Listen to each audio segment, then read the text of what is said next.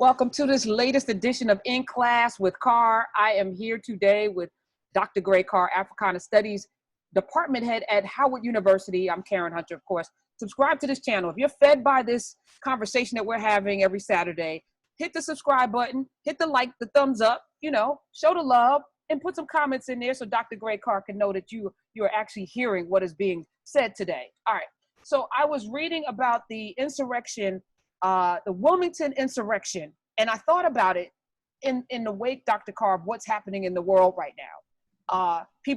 There riots, there uprisings, there protests, but this insurrection was very, very important in history. Are you familiar with it? I am. And, when you first brought it up, we were talking and I said, wow, this is driven by divine order, because we need to know about what happened in Wilmington, North Carolina in November of 1898. And of course, the event itself is a watershed moment in our history in this country and in the history of the United States. And it's also evidence of the power of our institutions. I mean, what this conversation has begun to peel back is the relationship of people to institutions. Individuals cannot defeat institutions. We have to be organized in order to defeat institutions. And that goes for every walk of life. What we've been doing, I mean, when you invited me on and now we're having this conversation week by week, people, I hope, are getting a sense of how we are connected and how we have always built our power from being connected. And so when you envision a conversation like what we're having now on what happened in Wilmington in 1898, it made me pause to reflect on why I know a little about that insurrection. And it is absolutely because of Black institutions. I was a freshman. In fact, the book Wilmington's Lie by David Zucchino. This is actually an advanced review copy of Uncorrected Proofs. The book has been published now. When I first saw it, I picked it up in one of these used bookstores. I'm always scavenging bookstores. Wilmington's Lie: The Murderous Coup of 1898 and the Rise of White Supremacy by David Zucchino. Now, there was a previous book, maybe about a decade ago, co-authored, one of the authors, Timothy Tyson, who wrote the book where Emmett Till's accuser, they got him killed, who was still alive somewhere in Mississippi. Carolyn Bryant. Right. Carolyn Bryant had told Timothy Tyson the story, and he said he kept her confidence until now. I'm like, man, you knew that for 10 years and didn't tell nobody? But Timothy Tyson did a book, Democracy Betrayed, on the Wilmington insurrection of 1898 as well.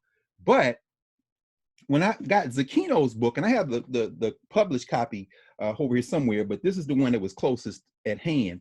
And I'm reading the book, and he mentions one of the authors I'm gonna mention in about 2 minutes, but another author he doesn't mention. And I'm like, wow, because it says, from Pulitzer Prize winner David Zucchino comes a crucial account of the Wilmington insurrection of 1898, an extraordinary event in our history that is virtually unknown to most Americans.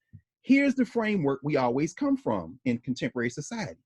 When somebody gives a talk or comes on media or writes a book about something in our history, it's often prefaced with unknown or virtually unknown, like that's any better than unknown.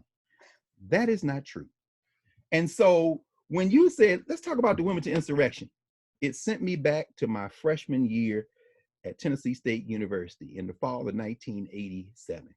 I had two professors who had North Carolina ties. One, Lois McDougall, who was from North Carolina, sweet sister. And, we were talking earlier off camera about the people who shaped us, the teachers. Most of them are not celebrities. Most of them we don't see on media. Most of them we don't see talking in these kind of race translation, figures, these public intellectuals or thought leaders, as we talked about. Lois McDougall, my first semester Tennessee State history, and I had another history class with a brother named H. Leon Prather. Leon Prather was from Nashville, Tennessee. Leon Prather was so excited because he had just finished a manuscript for his second book. And he was talking to us, and there's a bunch of 18-year-olds, and he referred to himself in the third person.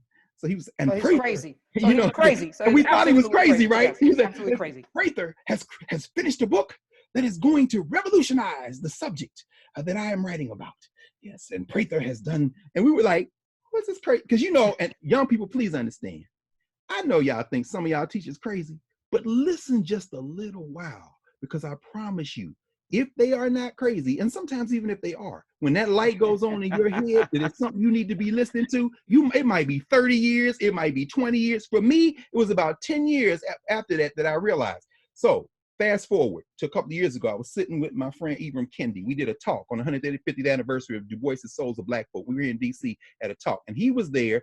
At the time, he was at American University. He's now going to Boston University. You know, he does all this anti-racist work. Right. And so he was with one of the administrators from Washington, American University, and the guy asked me, he said, you know, have you heard of the Wilmington Riot, the Wilmington Insurrection of 1898? And, you know, he was very happy because, you know, this is something clearly. And I said, yeah. Have you ever heard of the book, We Have Taken a City?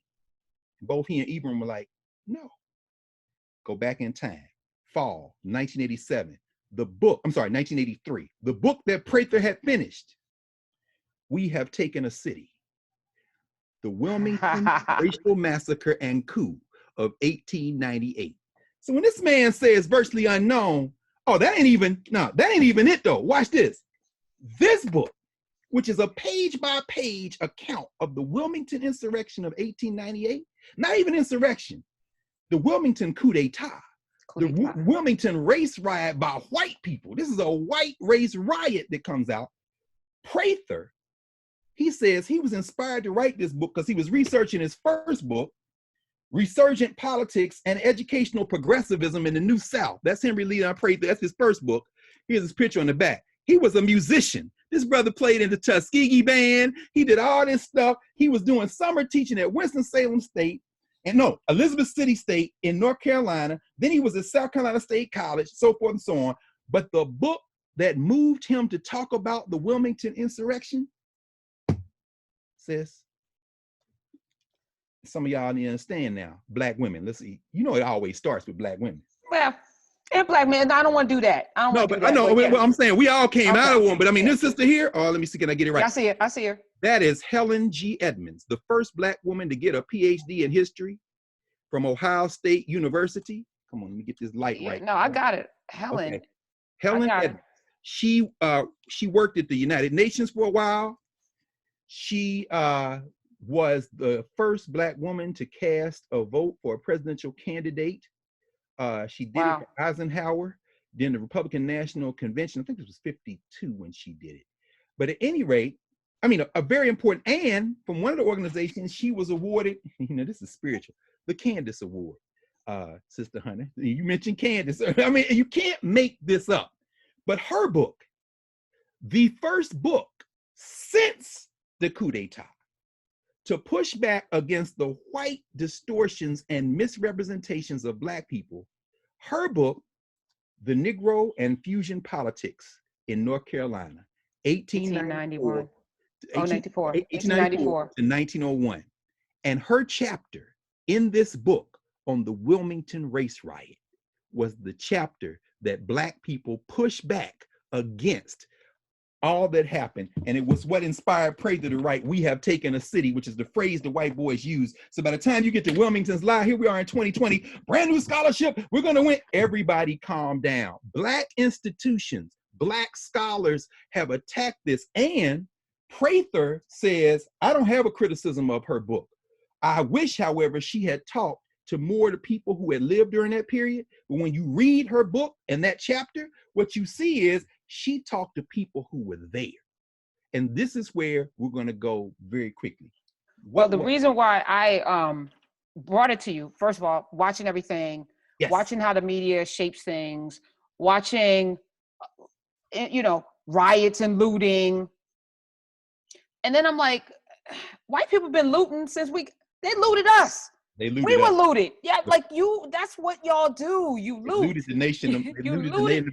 You keep looting. You stole the land from everybody. And then I'm reading this story because, when I first started preparing for my show 5 years ago, I wanted to infuse history into every single day. So I would be searching for stories, and I printed out this piece because I was cleaning up because, I'm home. So I'm going through my papers, going through my folders, and I come across this Wikipedia. I don't know if you can see it. Oh, yes. Wilmington Insurrection. I, Yes. I printed this out 5 years ago. Wow. So it was on my desk, and I was like, Wow. I started reading. I'm like, Dr. Carr, what? And I do think it's divine, because why was just this sitting here? And I looked up and I was like, the Wilmington Insurrection of 1890. All right, let's talk about it. It's the answer. What is? Yes, it is, and I'm grateful to be. I'm grateful that they talked to me. Yes. Let me just say thank you. Yes. So what's an insurrection? Well, now that's interesting. An insurrection would be, well, there are many ways to describe it. It's more akin to a rebellion than a riot. An insurrection is a movement against established order, either a government or an established way of doing things, a structure. So say, for example, if you're in a classroom, you're in the 5th grade and y'all want to not have a test or something, y'all like the teacher, if you can organize enough of those 30 students in there to act out, you're trying to foment an insurrection against the authority figure. In other words, so an insurrection is you find yourself in a structure that you don't like and you rebel against it. So in many ways, what we're seeing in the streets right now is an insurrection. It's an insurrection against the social order. So when there's a curfew and you stay out and you're not, well, that's an act of rebellion. Right. Yeah, that's I would think rebelliousness can almost be an individual thing, not to make too fine a distinction. When you think of an insurrection, it usually evokes the notion of critical mass. Well, if not organization, certainly enough of a force to have an impact. So that people say, for example, well, these people in the street need to get organized. Yeah, perhaps there does need to be more networking and organizing so they can be more effective thrust. But let's be very clear. Everybody in the street cannot know everybody else. But if they're all moving in this direction and there's a sense that the thing they're moving against is they're moving with a kind of common sense of thrust, that can qualify in some ways as an insurrection. But the more organized an insurrection is, the more you have a sense of a common purpose. And that's what happened in North Carolina, which is why, and it's interesting now, Helen Edmonds, just to give you a sense, Helen Edmonds writes this book in 1951. This is 1951, you understand? So this sister, a pioneer in scholarship, this sister envisions, and she addresses this in her book. She says, can't really call it an insurrection, rebellion, because that constitutes maybe a different sense of what they were after. This was very organized. And while you could still give it that label, she says, no, you have to call this what it was. It was a coup d'etat. It was an organized overthrow of the government of Wilmington, North Carolina, that came in the wake of the organized undermining of the electoral process in the state of North Carolina. And North Carolina served as the laboratory for the overthrow of Reconstruction, for the completion of the process by which they would initiate Jim Crow. And North Carolina becomes the playbook in many ways for what they do in Mississippi, in Alabama, in Georgia, in the wake of what happens in 1898. It is, to call it a coup d'etat is challenging. Let me just say why in 30 seconds. This book's 1951. Prather's book, early 1980s. This new book, Wilmington's Lie, 2019. There was a commission established in North Carolina to study the Wilmington coup d'etat of 1898. In 2006, they published a 500-page report. And those of you watching, you can look it up for yourselves. It's a PDF, it's readily available, it's public. And they have findings, they call it the 1898 Wilmington Race Riot Commission.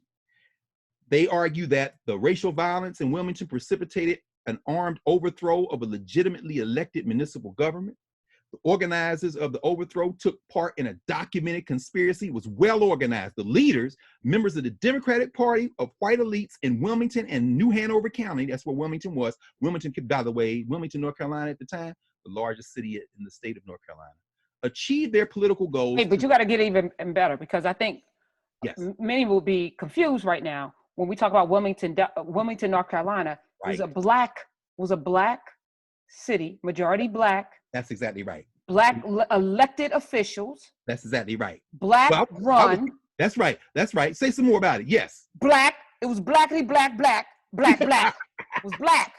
You know what? This is good, Karen. Very Black. See, this is very important. Yes. And we've been talking, you and I have been talking a lot about this. When we start talking about teaching and learning, there are no shortcuts to teaching and learning. You got to study. You got to study in isolation. You got to read. You got to think. You got to write. You got to listen. And then you've got to study in community. You got to do what we're doing. We got to have our conversations and flesh it out and see where we disagree or agree, or see what else we need to know about a subject.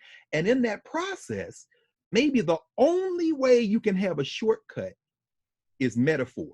I think metaphor is very important in the teaching and learning process. So the master teachers I apprenticed with, and we both know and love and have worked with and sat under, like John Henry Clark, like you say, Yosef Ben Yakin and them, Jacob Carruthers, the great teachers, masters of metaphor. Dr. Clark was the master of metaphor. So John Clark would give a metaphor on something historical and put it in something contemporary, and immediately the light would go on. So let's think of Wilmington like the Atlanta of the 1890s. It was over 50% Black, about 54, 55% Black at its peak, except it ain't like that no more. Fast forward to 2020. The Black population of Wilmington, Delaware now is under 20%, maybe like 18 and a half, not even 19%. What happened after 1898 was an attempt to smash that power. Now, it's interesting though, because Black power in Wilmington, North Carolina, and you're right, we distinguish that from Wilmington, Delaware. Now, we're not talking about Wilmington, Delaware. Wilmington, North Carolina, southeast part of North Carolina, it's a port city, so it's right there on the ocean. The Black power in Wilmington, Delaware was not exclusively Black. It was not an overwhelmingly Black city. It was majority Black. And herein lies a word that we've heard a lot over the last several years from our friend and brother, Reverend William Barber and Jeannie Theo Harris and the folks who organized the Poor People's Campaign. I'm sure, we know, in fact, the first time I met Reverend Barber, I was the advisor for the campus branch of the chapter of the NAACP, student chapter at Howard. And we got on a bus one Saturday morning and rode down to Raleigh for one of the became Moral Mondays, but the kind of interracial thrust to get the North Carolina government to back up on these draconian laws and these labor laws and trying to take people's vote. And they've never stopped doing that. In fact, the Wilmington Riot is part of the foundation of what they're doing even now. But what Reverend Barber would talk about a lot, still talks about a lot, is what he calls fusion politics. In his latest book, The Third Reconstruction, he said fusion politics. And fusion politics, it kind of was what it sounds like. In other words, when you talk about racial fusion politics, you're talking about whites and Blacks primarily at this point in American history in the 19th century. We're talking now about the 1880s, the 1870s, the 1870s, 80s, and 90s, leading up to the year 1900. In 2020, Reverend Barber's fusion politics is whether we're of different races, we're Latinx, we are people of African descent, Europeans, whoever, Asians of many different cultural backgrounds, we should come together on our common interests and build a fusion politics that can take power away from the folks who want to oppress all of us for varying reasons, who want to take advantage of the poor. If you're a poor white, your interest is not with the rich owner who's not giving you healthcare benefits. Your interest is with that Latinx sister who is suffering right next to you in this store where you don't get benefits and they put you out 30 minutes before you're going to make overtime and make you clock out. I mean, you should have fusion politics around your common interests. It sounds like common sense, but what Reverend Barber in North Carolina refers to when he talks about that is what Dr. Edmonds was writing about in 1951. Fusion politics. Fusion politics, what did that look like? And this is where, look, as we know, look, if I got $2, I'm probably gonna spend $1.50 of it on books. Not good with money, you know what I'm saying? So I'm gonna get the new book. I'm gonna read the new book. But what we find is when you go backward in time, people think, well, if the book is older, it must not be as good.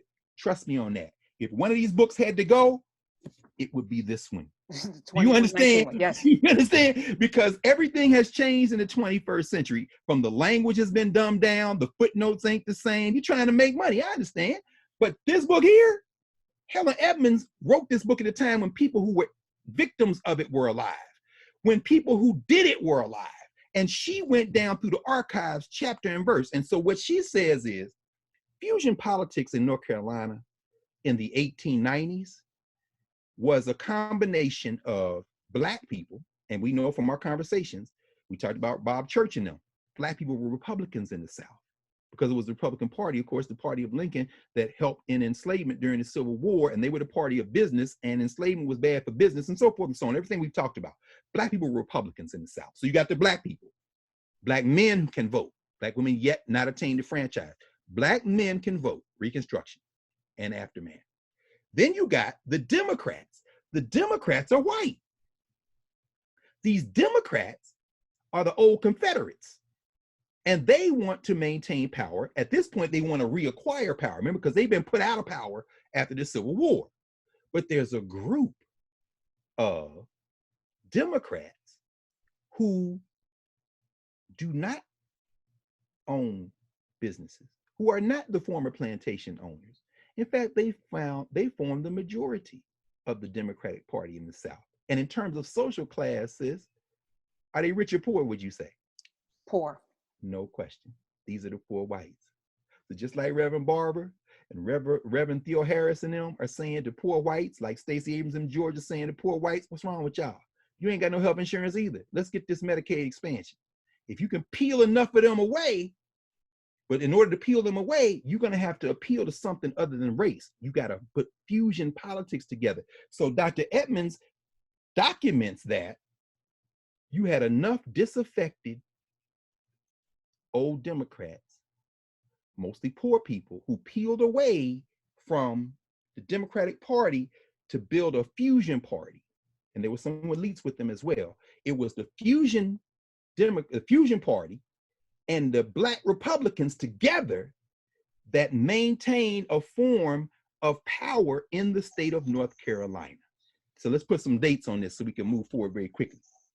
Oh, the thing that I love about Helen Edmonds' book and Prather's book, which expands on Edmonds' book, is they don't romanticize. See, what we do now, and it's in Wilmington's Live, which is a fine book. Zakino's book is a fine book. I'm not saying it's not. When we interpret history, a lot of it is interpretation. That's why it's a very different thing. So the books now tend to begin with, this is where we are today. We're trying to build a better country. We got all these different people before, and then they go back to time to something like this and say, this was a terrible moment because the promise of building a multicultural, promise of building an interracial society was threatened by these white supremacists. Yes, that's true, but here's the question.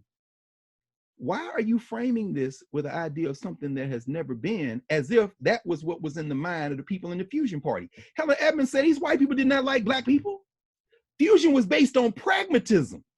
So they did not like Black people. It's going to be important when the riot goes down. Right. They didn't like Black people, a lot of these poor white people, these others in the Fusion Party. They just knew if we combined with them, we can all advance, and I ain't got to like you. It was cold-blooded politics. She breaks down the pragmatism, this brilliant scholar of the 1950s and 60s and 70s, Helen Edmonds. Okay, so here we are. 1894, let's go to 1894, right before the thing goes down. The white populists and the Black Republicans win statewide election in the state of North Carolina. And they also win local elections in the city of Wilmington, because it is a majority Black city. They win again in 1896. They win North Carolina again. But between 1894 and 1896, the Democrats see what's coming. 1895, they amend the state constitution. For local offices, they establish what they call a police board. I'm sorry, police. I had to stop, Karen, because now it took me back to that first class I took with Lois McDougall. Lois McDougall, she would talk and you never see the top teeth, and she was a little lady. We were looking at her and she said, student, it's important to pronounce words correctly. In other words, don't say the police. It's police. So I did say it again. I said the police. And then here she comes, this North Carolinian, because you know them old Black people from the South, like my mom and them, they worked like hell to make sure that how they spoke kind of communicated a sense that they had been educated. That's why I get tickled every time I hear that sister from Birmingham, Alabama, Angela Yvonne Davis. I'm like, you couldn't tell Angela Davis was born and raised in Birmingham. You know what I'm saying? No. But you from Birmingham. Demerara. Yeah. Exactly. You know, Demerara. That's right. That's right. Demerara. No question. That's some good old Gullah, South Carolina Negroes. That's right. Street, which is actually West African languages bleeding into it, right? Can't put a T and an R together to save your life. It's the poetry of our people. Yes. So in 1895, the Democrats, who have lost an election, at least at the statewide level, they put through an amendment to take local electoral power, to diminish local electoral power in the state of North Carolina. What does that mean? This is the old playbook. We see Wilmington's a majority Black city. We see there's a few more of these majority Black towns in North Carolina. So what we're going to do is establish whatever elected officials you have locally, we're going to put a police board ahead of you, on top of you, that's elected or appointed by the state, by the governor or the state. Why? So that we can make sure we don't have Negro control or Republican control at the local level. Sound familiar? Absolutely. When they come in and take over a school district like Newark or Philly, when they come in, usually that's the GOP trying to take, like we were talking about Sharp James the other day, right? You know, why are you taking over the Newark schools? Because we control the state house in Jersey, or we don't want you to have it. We don't trust you. And when you go back and read how they were describing Black Republican elected officials in Wilmington, they were saying, oh my God. In fact, let me see if you got to hear this. You got to hear this. Because you know what they were saying. You know what they were saying. You know what they're saying. They were go ahead. No. That they were, they didn't have the capacity. They had propaganda actually showing what they look like. Oh, no question. Big burly Black brutes. That's exactly right. They said Negro office holders were ignorant. They were misappropriating funds, extravagance, corrupt politics, financial juggling, sinking the city deep into debt. You could take that critique, which was a lie. Evans proves, she goes through the accounting books and proves that that's not true. But you could take that and take out these Black politicians in Wilmington in the 1890s and put in Marion Barry and put in Harold Washington and put in any Black elected official anywhere, Coleman Young in Detroit. Put any Black official in. All you gotta do is pick up the Detroit Free Press or the Chicago Sun-Times. And it's like, when a Black person in charge, oh, it's corruption. Do you understand the name Richard Daley? I mean, are you serious? I mean, they're doing that with Muriel Bowser now. Muriel Bowser, no question. If you don't like them, they corrupt. If you like them, oh, it's patronage. That's the way politics works. So they're setting it up for what's gonna happen in 98. All right. Before we get there. Yes. There's also, we see this in Rosewood and other places, and we're going to spend some time in class with Carr talking about communities that were built by us. But there was a growing resentment because for somehow these people that were in bondage for a couple of 100 years figured out how to build a community really quickly, figured out how to become, if not wealthy, self-sustaining. Didn't need anybody. There was a Freedmen's Bank. There were places that, and we'll talk about the Freedmen's Bank as well at some point, but they were growing in their wealth. And once again, it was resentment. Like, how dare you pull yourself up by your bootstraps with no boots? How dare you do that? That's right. In fact, you would read in the white press of the time in Wilmington, there and in speeches, the white supremacists, open white supremacists like Waddell, which we'll get to in a minute, they would give speeches and they would say, you white people, how many of you can afford servants in your house? Do you know you got Negroes in the city of Wilmington who have houses with servants? I mean, they were ginning up that resentment that's there. Can we pause for a second though? Yes. Because there are people that have things that I don't have. There are Black people that I know. They have, God knows, me too. Yeah. Nice cars and boats and servants and. Yes. But I don't want to tear down their house because I don't have something. I don't want to kill them because I don't have something. That to me is aspirational. Like, I'm going to work hard if I want those things. If you want those things, yeah. But, I don't understand that mentality, Dr. Gray Carr, where you look over at somebody because they have something that you don't think they deserve. Like, who are you to think that someone deserves to have something or not? Well, there are two factors at work. And man, I'm so glad we're having this conversation. There are two factors at work. One white, the other not white in the Black community. On the white side, the resentment is racial. These people just came, to your point, out of enslavement. And I'm looking at them with suits and dresses on, with little businesses. And in Wilmington, this is crazy. In Wilmington, many of the Black businesses were downtown, which meant their clientele was majority white. So these are white people going into stores owned by Black people. In fact, they had one guy, I think it was a recorder of deeds. Was he recorder of deeds? Was he the coroner? I'll read you some of the people who actually, the positions they had in a minute. They didn't like him because, oh, no. He was the guy, and he might have been the town treasurer. His job was to disperse money. And in fact, here we go.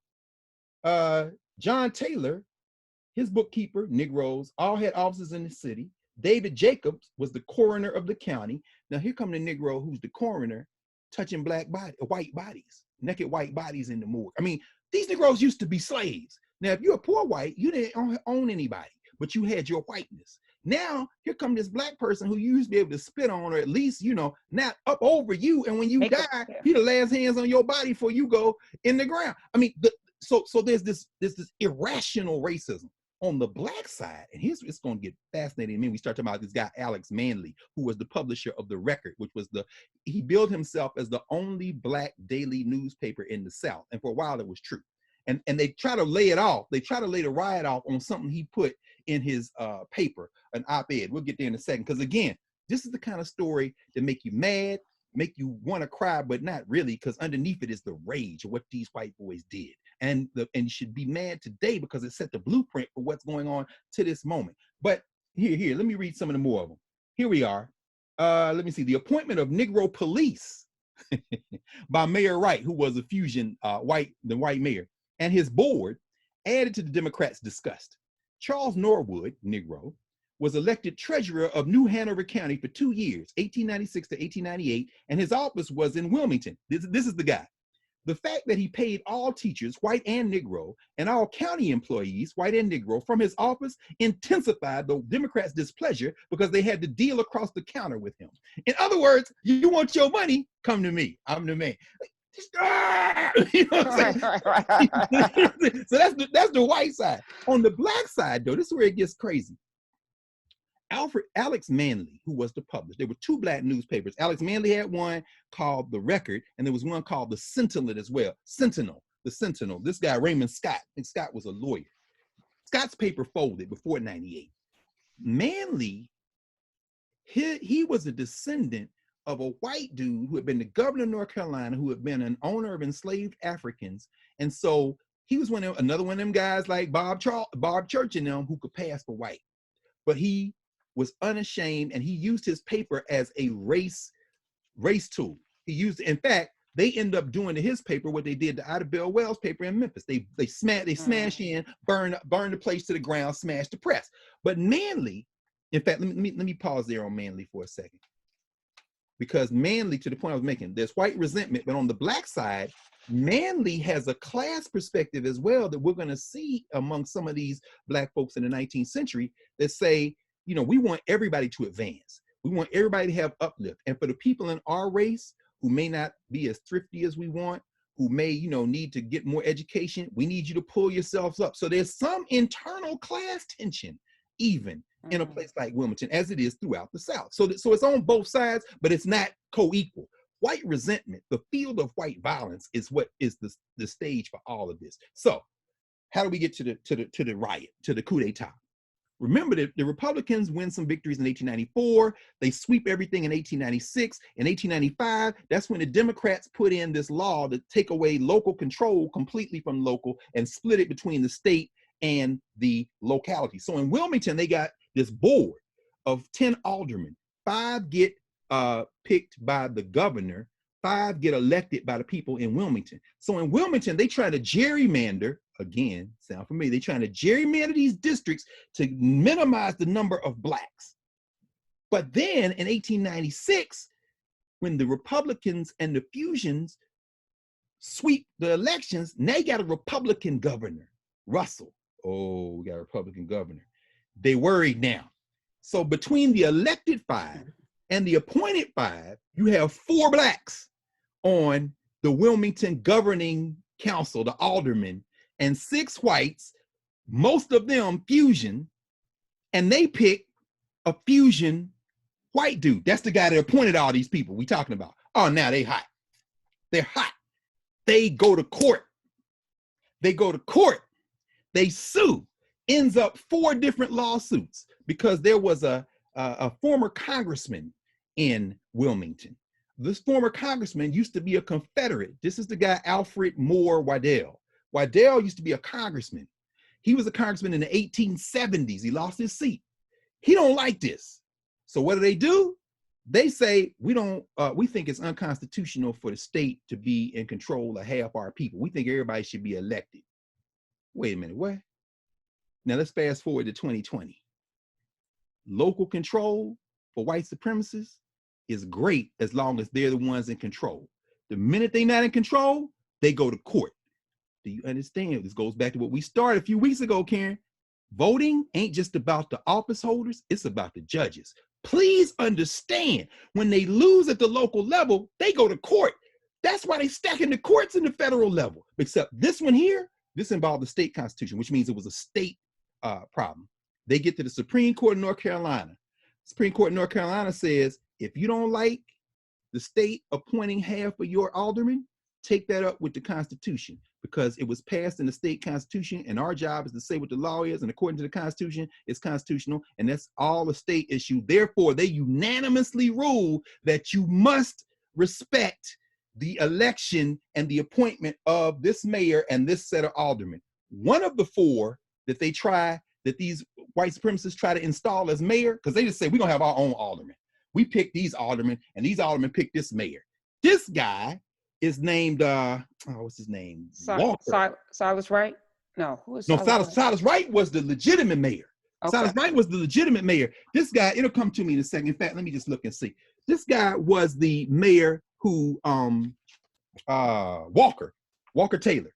Walker Taylor was a Democrat. Walker Taylor was not the winner of an election. Walker Taylor wasn't appointed by the governor. Walker Taylor, they tried to make him the mayor out of a bogus set of aldermen because they said that the way to do it was unconstitutional, although it wasn't unconstitutional. And when the Supreme Court says, no, it's constitutional, it's fine, they go off. And here's what happens. Oh, let's bring our brother back in, Alex Manley. Remember, Manley got the newspaper. There's a white woman, as there often is in these cases of race violence in the South. Hilarious. You know what I'm saying? I hate to, let's put the white woman in. There's a white woman in Georgia who gets in the middle of this inadvertently. Lord have mercy. She writes an essay for the Atlanta Journal. Fast forward to 2020. That's one half of what we now know as the AJC, the Atlanta Journal-Constitution. The journal part of it goes back to the pre-Reconstruction days. She writes an article saying, you know what? Now, mind you, she goes in history books as a proto-feminist. She's for women's rights. She's for paying women equal wages, poor white women. But on race, she is about lynching Negroes. You kill these black men. You need to lynch. Isn't it interesting? You know, you look at a Phyllis Schlafly or, yes, all these so-called, you want rights for women, but not black women. Even the people with they didn't want Ida B. Wells because she didn't, it's interesting, how people can compartmentalize. That's right.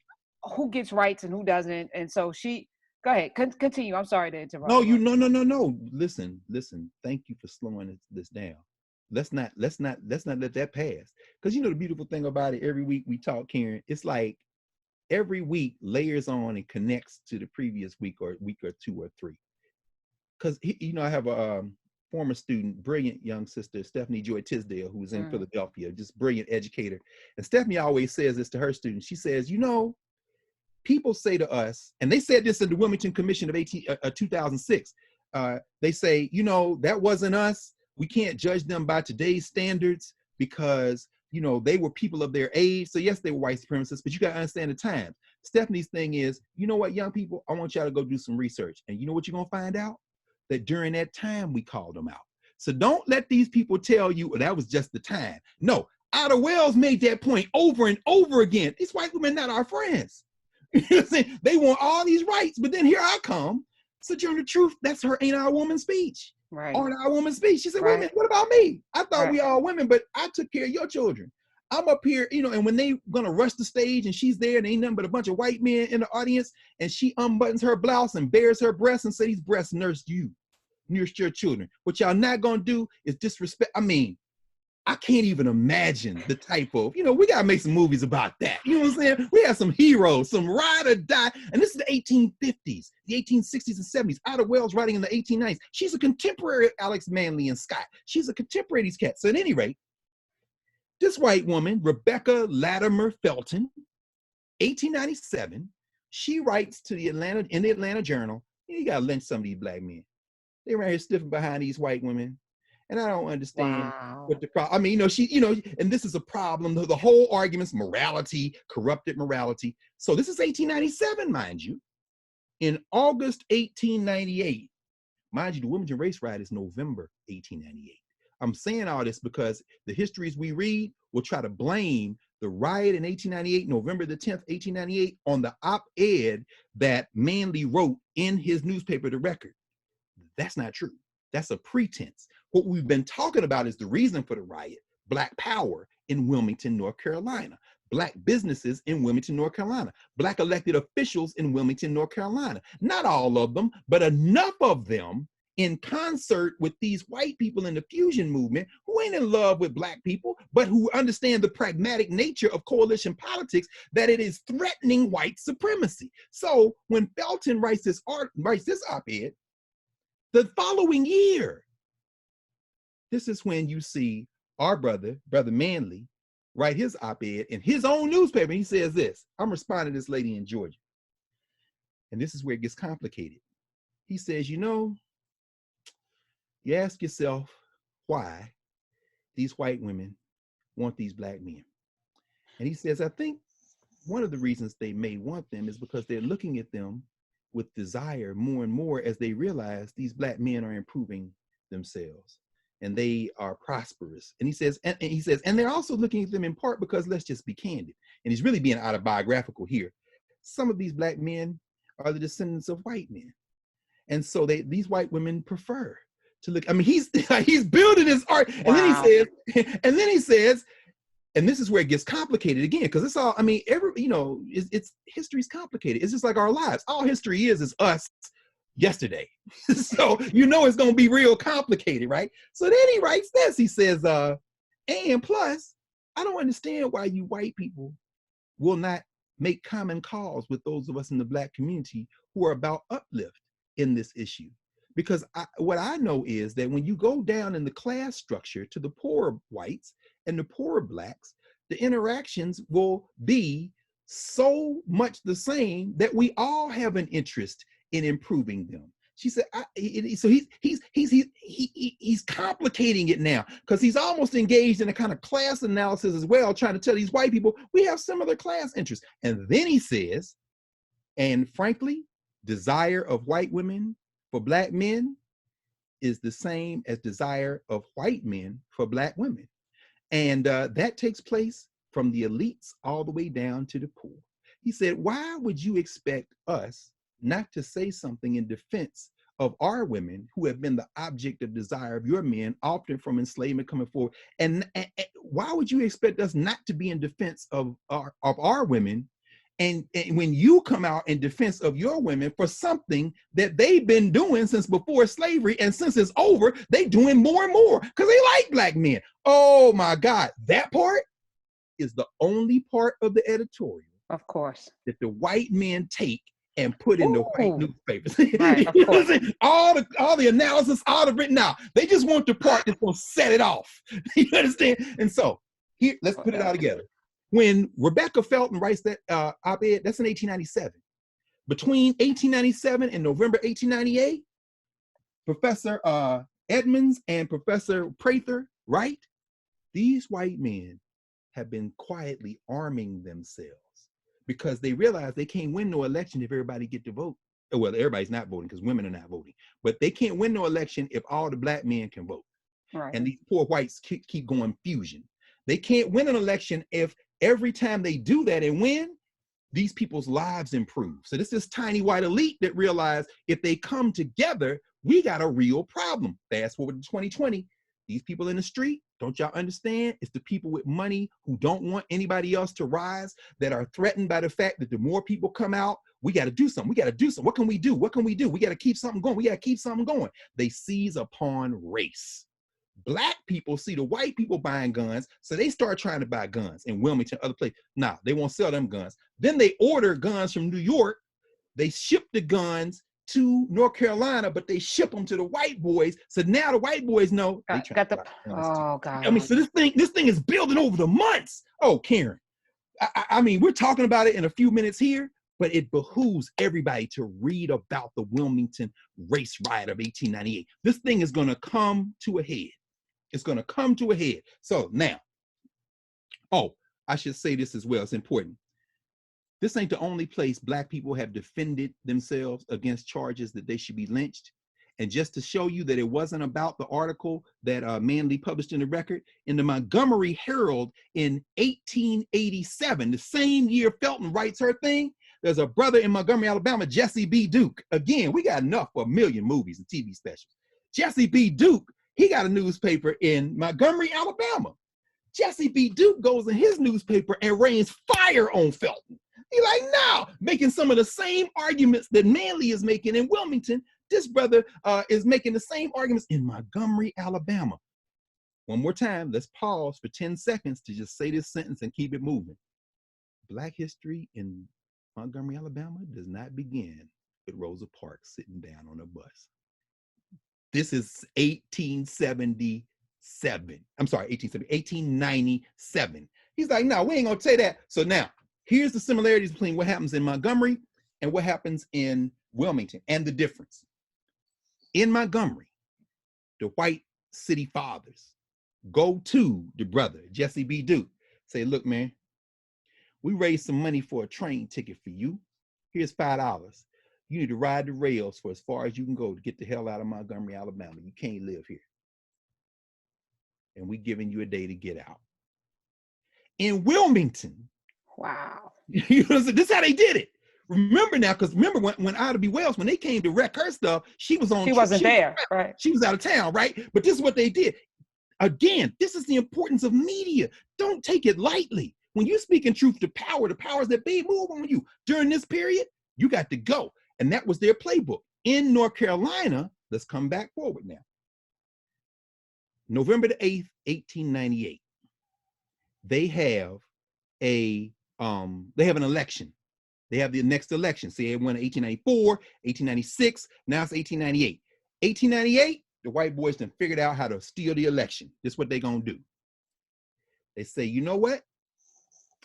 We, rather than fight the fusion ticket, we're gonna do two things. All the white supremacists voting Democrat.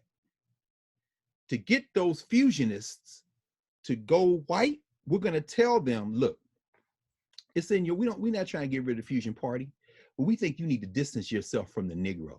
And then they start all this same stuff we hear today, this whole stereotypes about blacks and all this stuff, crime and all this old BS. And they say, we're not against the fusions. We're not against the Republicans.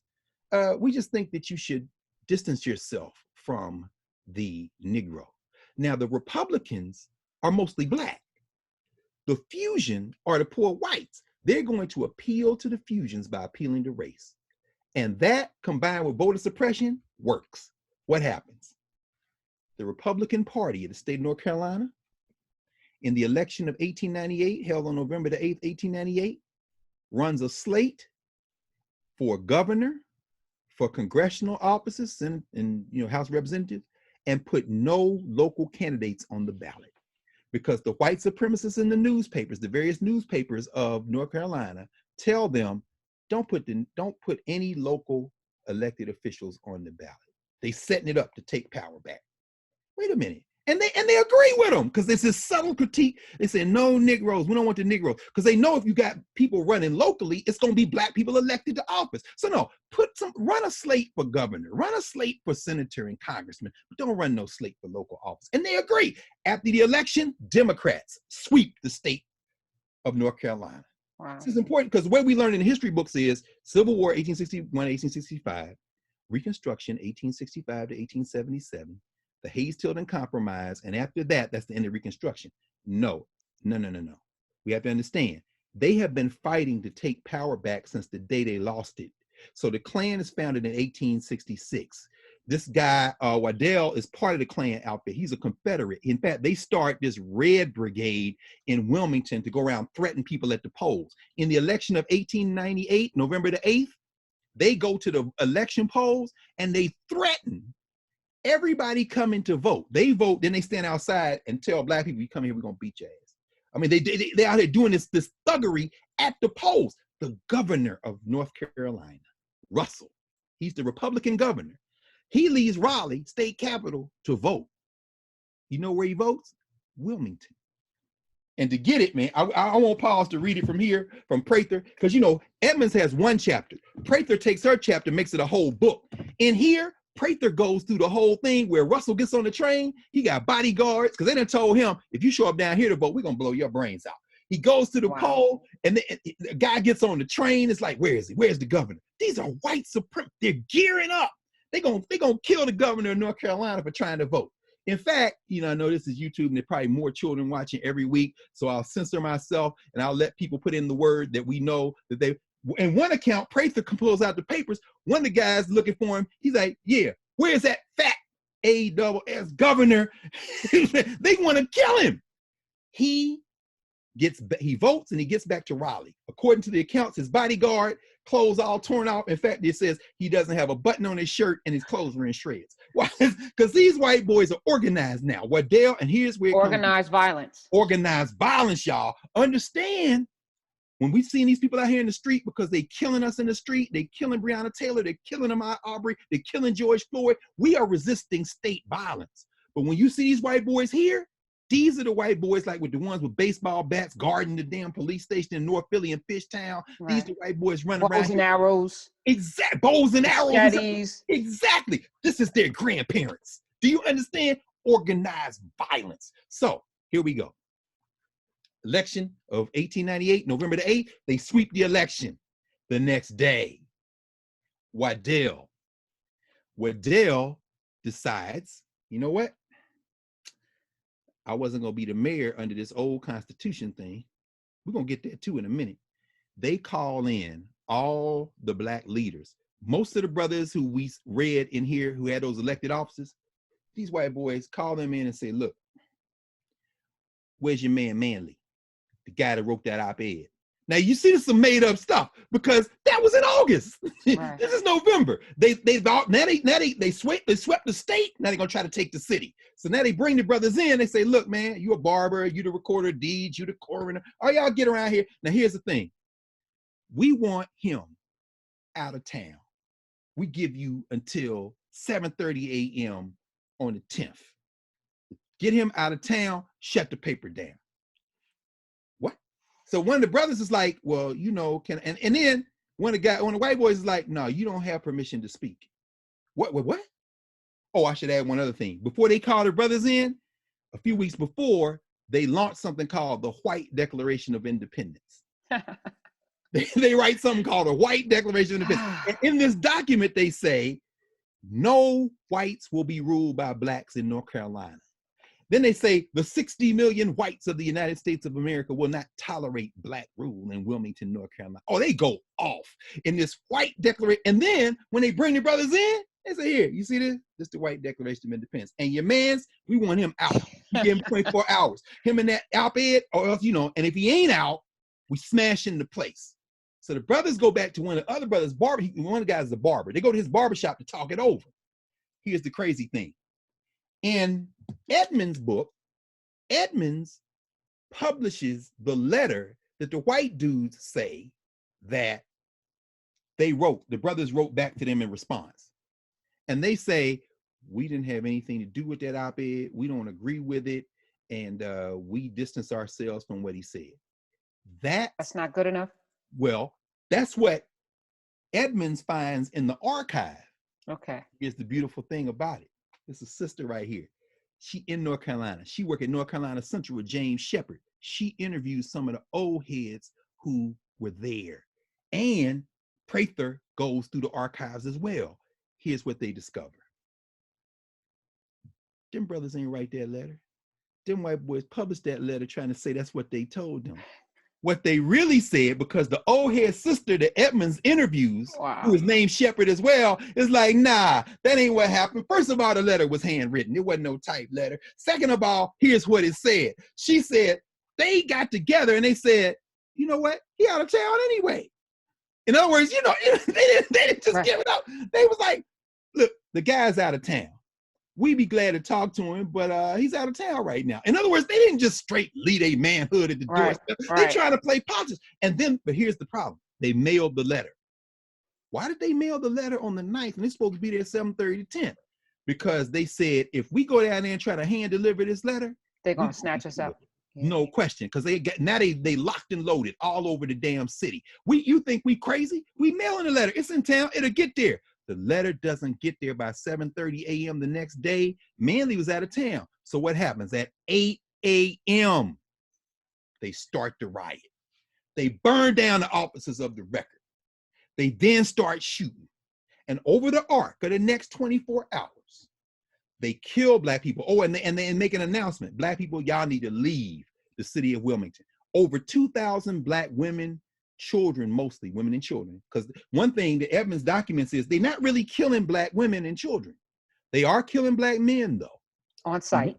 Yeah, exactly. And one of the brothers they don't kill, though, interestingly enough, is this dude named Rivera. Again, I gotta track him down somewhere. Man, what's this dude with his Spanish name? Because our people everywhere, and it's a port city. So I'm thinking this guy might be from Puerto Rico somewhere, or DR. Or Spain. Or Spain, no question. Right. Rivera is the Black dude who is serving as an undertaker. So they give him protection. Why?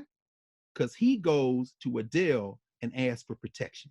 Waddell, the ex-Confederate. Waddell, who got these red shirts running around. Waddell, who gives this speech to amp them up. Waddell, who's part of the White Declaration of Independence. Waddell, who's telling them the newspaper editor got to get out of town. Waddell, who sets it off at 8 o'clock on the 10th to go kill everybody. But he's the undertaker, which is why when they killing people, he the one ends up having to bury them.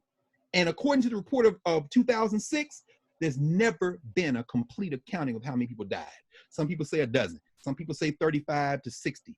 But the people in the oral history say it was hundreds. They said the Cape Fear, which is, the river down there, they had 2 Black fire companies. The white boys wouldn't let the fire companies get nowhere near as they burning stuff up.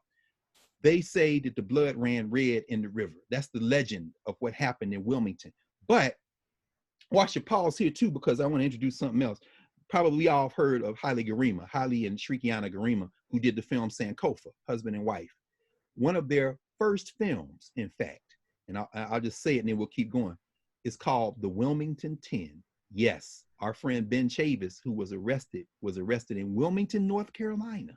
The Wilmington 10, 1971. We'll come back to that in a second. But Haile and Shriek made a film called The Wilmington 10. It was supposed to be about what happened in 1971, but in the brilliant Garima style, they go into Wilmington, North Carolina, and spend over a year interviewing elders. And the film, which starts with what happened in 1971, is really about 1898.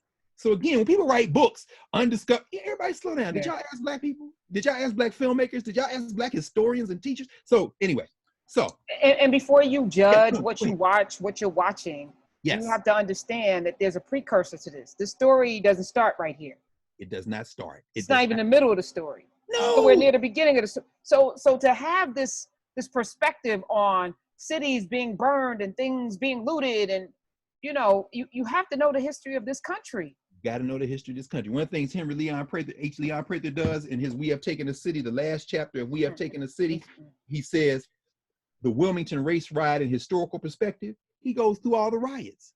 And what he shows is, in fact, when he published this book in the early 80s, this is before Rodney King. This is before Freddie Gray in Baltimore. This is before Tamir Rice and Sandra Bland. This is before the uprisings that we see in the wake of the George Floyd murder and the Ahmaud Arbery and Breonna Taylor murders.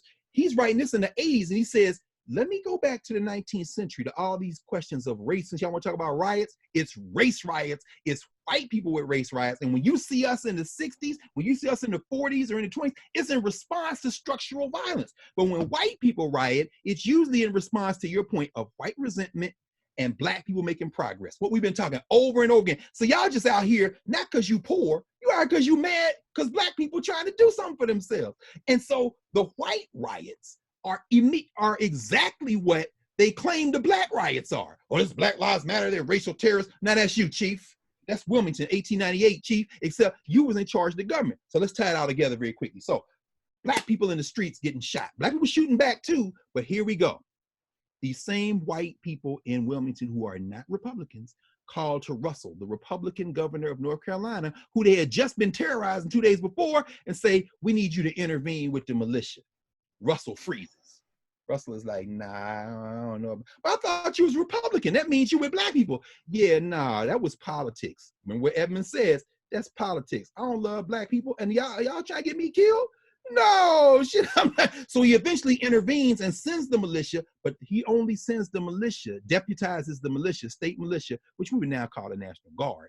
He only deputizes it to do the police function, to back up the local white officials who are all in the bag with the red shirts. Right. So guess what? In this whole racial terror, not one white man is ever arrested during this whole, they just out there shooting black people and they stand back and watch. And if a Negro gets a shot off, you going to jail. Okay, man, you going to jail. Black bodies in the street. And guess who's in charge of the state militia?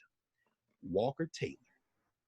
Walker Taylor, who was one of those 4 white boys who tried to make himself the mayor before the North Carolina Supreme Court said, you can't do it. Walker Taylor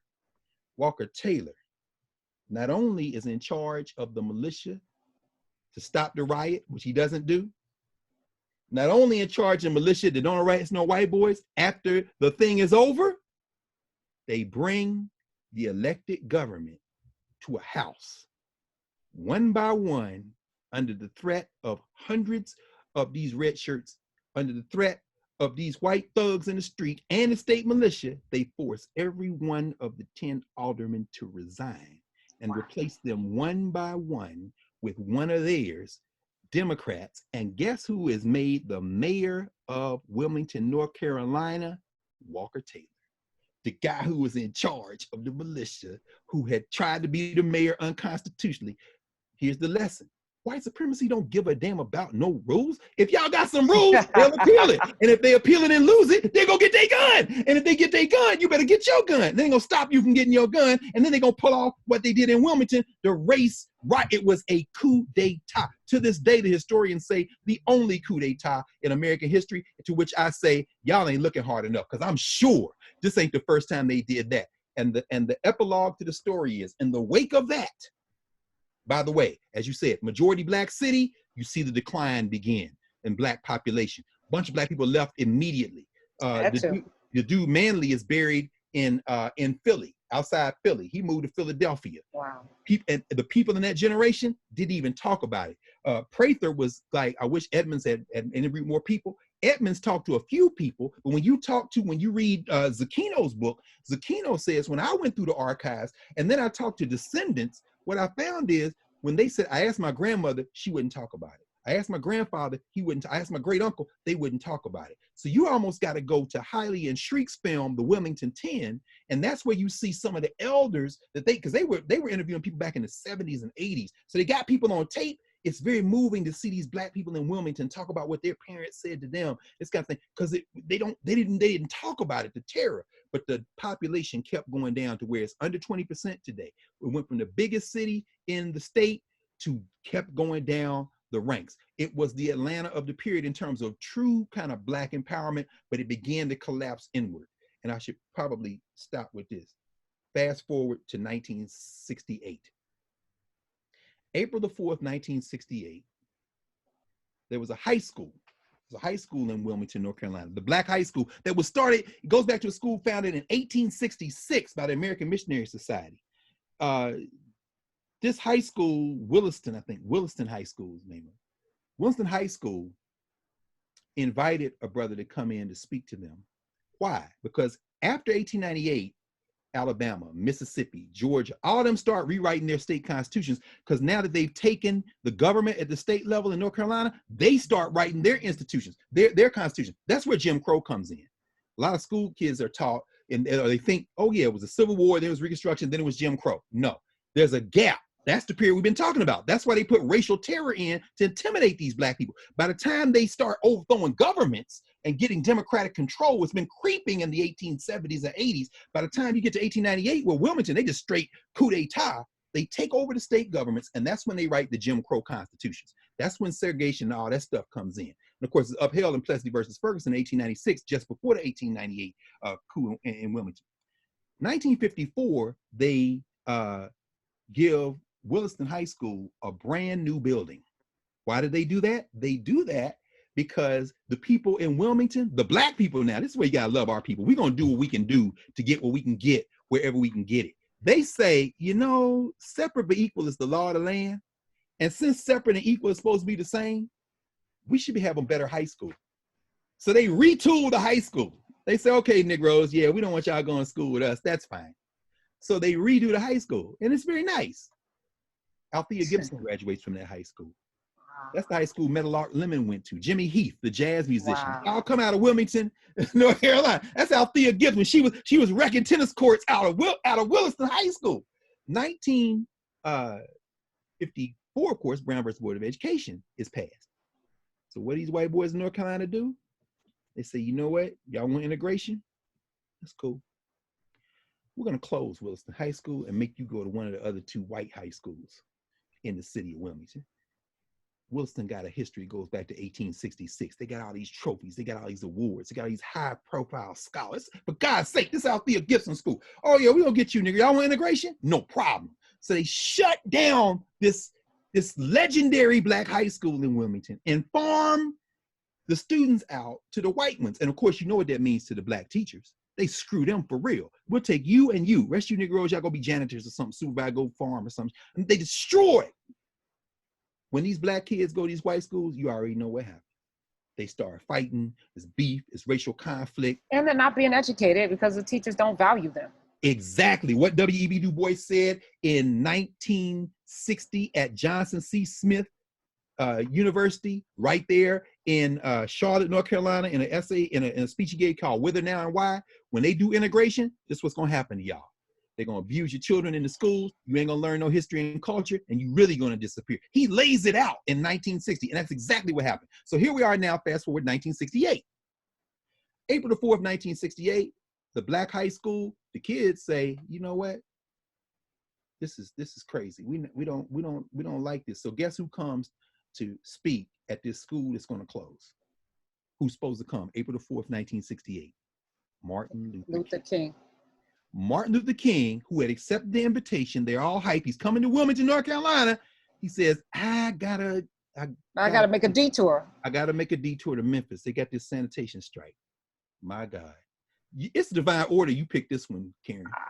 You know what I'm saying? Martin King is supposed to be in Wilmington on the 4th of April, 1968. Wow. He is killed. Wilmington goes up in smoke, Delaware and North Carolina, along with 100 other cities, including the one I'm sitting in and the one you near, Newark, New York, DC, everything. And of course, that's what everybody's talking about on TV these past week and a half. So guess what? Over the course of 3 years, these black kids said, we're not going in white schools. They're going to strike. The United Church of Christ says, you know what? We support y'all. They open up one of their churches in Wilmington and says, y'all can come here. Y'all can come here. We'll have alternative school. We'll have a school. We'll build education system. Y'all don't have to go to those white schools. And then the United Church of Christ, a commission on social justice, I forget the exact acronym. They call in a young brother in 1971 to go down there and organize everybody. His name's Ben Chavis. And that's when Ben Chavis goes down there. The white boys channeling their grandparents from 1898, they start shooting. When they start shooting, the black people in Wilmington appeal to the governor and say, hey, we need a curfew. We need the militia. They're like, nah, you don't need no militia. So then somebody firebombs one of the white boys' stores. Then they get a curfew, the militia. Yeah, right. Ben Chavis and 9 others, 8 high school students, Ben Chavis from the United Church of Christ, and a white woman who's a social worker with them are all convicted of rioting, a conspiracy to destroy property, all this, and are put in jail, the Wilmington 10. They an international outcry goes out. James Baldwin comes out against it. Everybody, I mean, all over the world. What are y'all doing? Free the Wilmington 10, free the Wilmington 10. 2000, the convictions are, they let them out of jail, but they don't pardon them. You know when Ben Chavis got a pardon? Obama? No, before Obama, that? it was a state issue. It was the governor. Oh, state. Oh. State issue. 2012, the Democratic governor of North Carolina finally cleared the record of the Wilmington 10. Wow. So this ain't ancient history, y'all. So we just tied that together. So Okay. that's the field of violence called the Wilmington Race Riot of 1898 and how it kind of echoes through to today. And give us those two books again, not the last one, but the first two. The first two, well, I mean, it's important that, you know, not to, you don't want to short David Zucchino. Okay, all right. You're very nice. You're a nice man. You know why I say it's because here's the beautiful thing about it. We ain't scared of nobody. You know what I'm saying? Because the one thing nobody's going to be able to say is, well, if you read my book, nah, read it. What you're not going to say is, nah, I read your book. Read your book. And then, of course, I read your book. Now, H. Leon Prather, We Have Taken a City. Okay. The great Henry Leon Prather, now an ancestor. Prather, God bless him. Yes, Prather. God bless him. Yes, indeed. And then, of course, the legend herself, Helen G. Edmonds, The Negro and Fusion Politics in North Carolina, 1894 to 1901. All right. And while I'm mentioning it, I guess I should I'll put a chair on top of one other book, because I love this. There's a lot of great young scholars out there doing work. And as a reader, primarily, yeah, all right, I teach, but reading, I mean, there's no replacement for study. You know, I love the fact that the more we read, the more we understand there's very little new under the sun. I want to mention this sister, because I don't know the last time she's been mentioned publicly. She was the director of the Division of Social Sciences at Shaw University in North Carolina, one contemporary of Professor Edmonds. This is Wilmeth A. Carter. She wrote a book called The New Negro of the South, A Portrait of Movements and Leadership. I love it because you already know she's a G. Look, I shouldn't say a G. She's a C, as you would say. Look at that picture. You already look at her. She looking like, yeah, y'all know what it is. Yo, you will not talk in that class. You're not talking that class. You're not talking in that class. When I tell you, Karen, that this book is only 58 pages, but she goes through the entire, she said, y'all talking about the new Negro of the 1960s? Let me tell you about the new Negro of the 1940s, or the 1920s. Let me tell you about the new Negroes of the 1890s. Let me tell you about the new Negroes of the 1870s. She goes back to the 1850s. She does it in 58 pages. Black folks and others, when you writing about our people and you think to yourself, I'm gonna write this book that nobody has ever written, spend 20 minutes in the library, because you might play yourself. Yeah. Understand? And these sisters right here, unfortunately, unless we keep doing this, nobody will know. But thanks to you, everybody's gonna know. All right, let me thank you. In class with Dr. Gray Carr and Carter G. Woodson and Sterling Brown and who was on that T-shirt? Oh yeah, Charles Hamilton, Houston. Okay, and there's Church Terrell. Mary, you just talk about her. And yes, that's right. That's right. I love it. Okay. All these, this is from the Carter G. Woodson Academy of Black Studies at Dunbar High School, which is here in DC. All these people either went to Dunbar High School or worked at Dunbar High School. They are those young kids, I love them, Karen. Nubia Garima, Holly and Shrikiana's daughter. She's the manager of that unit. These young Black kids from all over DC. When I tell you, they wear Woodson. In fact, I bought this from them because I'm supporting them. They are real students. We got a next generation coming up, Karen. I'm good. It gives me. I'm sorry. And at the bottom it says, and now me. And now me. Yeah, I love it. I love it. Yeah. Well, and now me. Thank you for being here. Thank you for doing this every Saturday. Thank you for your sacrifice and your scholarship. We love you. Dr. Gray Carr. Follow him at Africana Carr. Subscribe. Hit the like button. Send him a text. Not a text. A tweet. Tweet at him at Africana Carr on the Twitters. And thank you for being here today. Love you too. Thank you, sis. All right.